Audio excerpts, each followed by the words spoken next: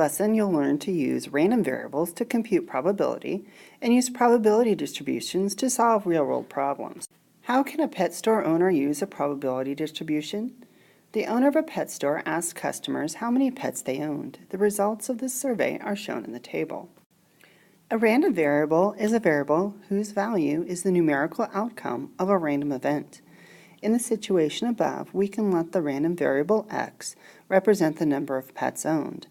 Thus, x can equal 0, 1, 2, 3, or 4.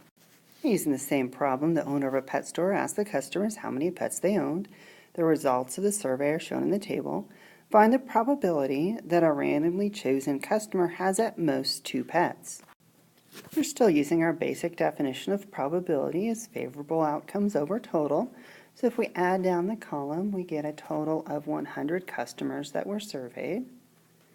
And to find the probability that they have at most 2 pets, so that could be 0, 1, or 2. And if we add those together, we get 73. So that doesn't reduce, but we could, if we wanted to, write it as 73%. Find the probability that a randomly chosen customer has 2 or 3 pets. So we need to add these two together. So 33 plus 18. So we have 51 out of the total of 100, which again can't be reduced, but we could again write it as a percent. So 51%. Okay, they've got more words and they have a table, but I don't think this is a big leap forward from our basic definition of probability that we've learned a long time ago. The probability of every possible value of the random variable x is called a probability distribution. The probability of each value of x is greater than or equal to 0 and less than or equal to 1. The probabilities of all the values of x add up to 1, or 100%. The probability distribution for a random variable can be given in a table or in a probability histogram. The probability distribution and probability histogram for the application at the beginning of this lesson are shown below. So conveniently, they had 100 people surveyed, so 300s, 3700s, 3300s, 1800s, 900s. And they did a good job making their histogram with making the bars equal sizes and no spaces between them.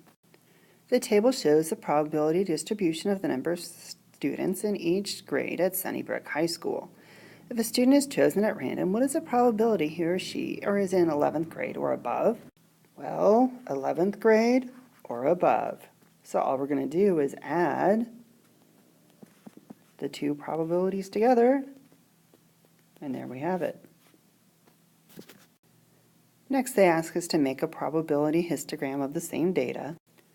They use the 1-2 skip a few method here. They've got an interrupter, but then they've increased by equal intervals on their vertical scale, and they labeled this P of x, and they just graphed their bars that high, and they labeled each grade level.